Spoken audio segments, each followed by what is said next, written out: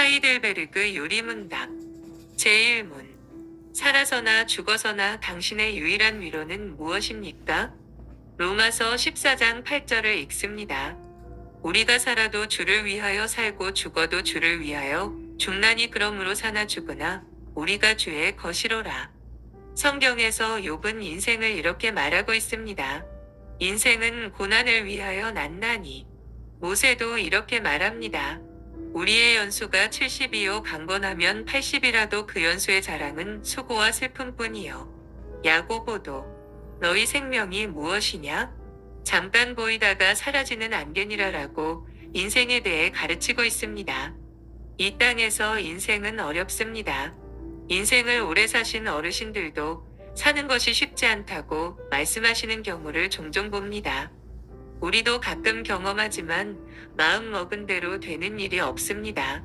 때로는 갑작스러운 사고를 당하고 큰 병에 걸리기도 합니다. 어느 날 갑자기 가까운 사람이 먼저 세상을 떠나는 일도 있고 인생은 기쁨보다 슬픔이 많습니다. 결국 마지막은 한평 남짓한 무덤으로 들어갑니다. 얼마나 허무한 인생입니까? 허무한 인생을 살면서 무엇이 인생의 위로가 될 수 있을까요? 일시적인 위로는 많지요. 친구나 여가 활동, 운동, 여행을 통해 보람도 찾고 위로도 얻을 수 있지만 일시적일 뿐입니다. 이것은 영원하고 궁극적인 위로가 될 수 없습니다. 그러면 영원하고 변하지 않는 위로가 있을까요? 우리와 영원히 함께 하셔서 영원한 위로와 평안을 주시는 예수님이 계시다는 사실입니다. 우리가 예수님과 연합되어 영원한 생명을 얻었다는 진리입니다. 오늘 일문답에서는 이것을 사나 죽으나 예수님의 것이 되었다는 표현으로 말하고 있습니다. 로마서 14장 8절 말씀을 함께 읽어봅시다. 우리가 살아도 주를 위하여 살고 죽어도 주를 위하여 죽나니 그러므로 사나 죽으나 우리가 주의 것이로라. 성도는 주를 위해 살도록 구별된 자들입니다. 6절에서 8절은 성도가 과연 어떤 존재인가를 보여줍니다. 바울 당시의 로마 교회 내에서는 요즘엔 그리 주목받지 못할 문제를 가지고 심각한 논란이 벌어졌습니다. 그 가운데 대표적인 문제가 바로 우상에게 바쳐진 고기를 먹어야 하느냐, 먹지 말아야 하느냐 하는 것과 특정한 날을 보다 귀하게 여겨야 하느냐, 말아야 하느냐 하는 문제였습니다. 이 문제를 두고 아주 심각한 다툼이 벌어졌던 것입니다.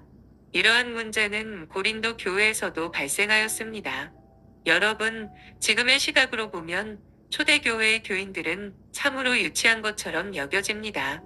그러나 우리는 그들의 모습 속에서 얼마나 큰 도전을 받는지 모릅니다.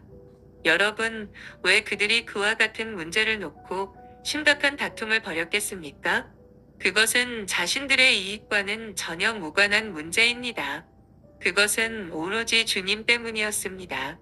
주님을 조금이라도 더 열심히 그리고 바르게 믿어보겠다는 열정 때문이었습니다. 우상제물의 고기를 먹는 사람도 주님을 위해 먹었던 것이고 고기를 먹지 않는 사람도 주님을 위해 먹지 않았던 것입니다. 방법과 모양은 달랐으나 목적은 동일했습니다. 그것은 모두 주님 때문이었습니다. 바울은 이와 같은 모습을 보면서 아주 자신있게 말하고 있습니다. 우리 중에 누구든지 자기를 위하여 사는 자가 없고 자기를 위하여 죽는 자도 없도다. 우리 기사라도 주를 위하여 살고 죽어도 주를 위하여 죽나니 그러므로 사나 죽으나 우리가 주의 것이로라. 여러분, 이 얼마나 놀라운 선포입니까? 우리들 중에는 누구든지 자기를 위하여 사는 자가 없다. 이 말은 실로 우리에게 엄청난 충격 그 자체입니다. 여러분, 초대교회 성도들은 음식이나 절기에 관한 문제로 뜨겁게 논쟁할 만큼 불필요한 문제에 매달려 섰는지 모르지만 그들은 적어도 주를 위해 살고 주를 위해 죽는 자들이었습니다. 그들은 결코 자기를 위해 살지 않았습니다. 그들은 모든 인생의 목적이 주를 향해 있었고 그로 인해 불필요하게 느껴지는 문제로 논쟁도 하였던 것입니다. 이것이 바로 초대교회의 힘이요 능력이었습니다. 이에 비하면 오늘 우리들은 어떻습니까? 신학적으로, 사상적으로 많이 세련되어졌습니다. 그러므로 교회 안의 유치한 논쟁은 이제 많이 없어진 것이 사실입니다. 그러나 그렇다고 해서 성도들의 신앙이 초대교회 성도들보다 좋다고 하겠습니까? 결코 그렇지 않습니다. 과연 우리 중에 누구든지 자기를 위해 사는 자가 없고 자기를 위해 죽는 자도 없도다라고 자신있게 말할 사람이 누구입니까? 솔직히 말하자면 과연 우리 중에 누가 주를 위해 살며 또한 우리 중에 과연 누가 주를 위해 죽을 수 있을지 의문입니다. 실제로 오늘날 성도라 이름하는 사람들 중에 많은 사람이 주를 위해 살지 않습니다. 자기 자신을 위하여 삽니다. 먹어도 자기를 위해 먹고 먹지 않아도 다 자기를 위해 먹지 않습니다. 요즘 우리는 사나 죽으나 다 주님이 우리 자신을 위해 필요할 뿐입니다. 자기 행복과 성공을 목적으로 예수를 믿고 있습니다. 여러분, 이래서는 성도라고 말하기가 부끄럽습니다. 성도는 자기를 위해 살도록 정해진 자가 아닙니다. 성도는 주를 위해 살도록 구별된 자입니다. 성도는 먹든지 마시든지 무엇을 하든지 다 주의 영광을 위해서 하고, 살아도 주를 위해 살고 죽어도 주를 위해 죽어야 합니다. 이를 위해 그리스도께서 죽었다가 다시 사신 것입니다. 즉, 주님은 우리를 세상에서 구별하여 오직 당신만을 위해 살도록 하기 위해 구속사역을 성취하신 것입니다.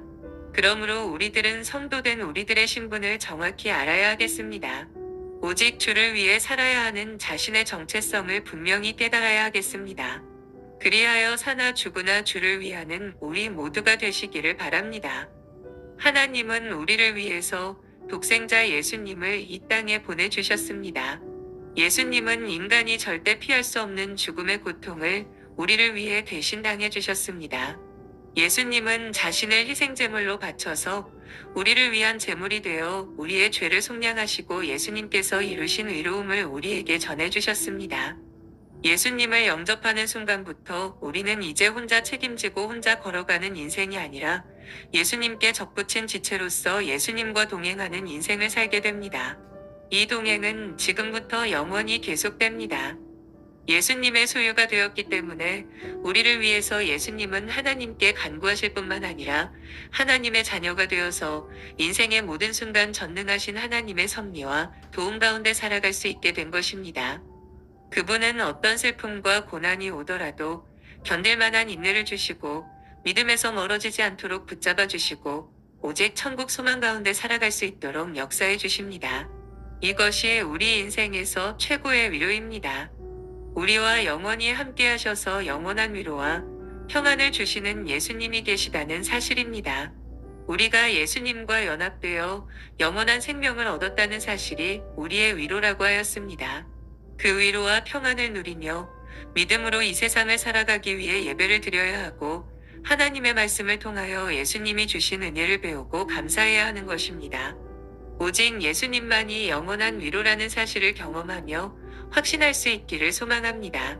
우리 인생의 최고의 복은 우리가 예수님의 소유가 되었다는 사실임을 항상 기억하고 감사하는 삶을 살아갈 수 있기를 소원합니다. 감사합니다.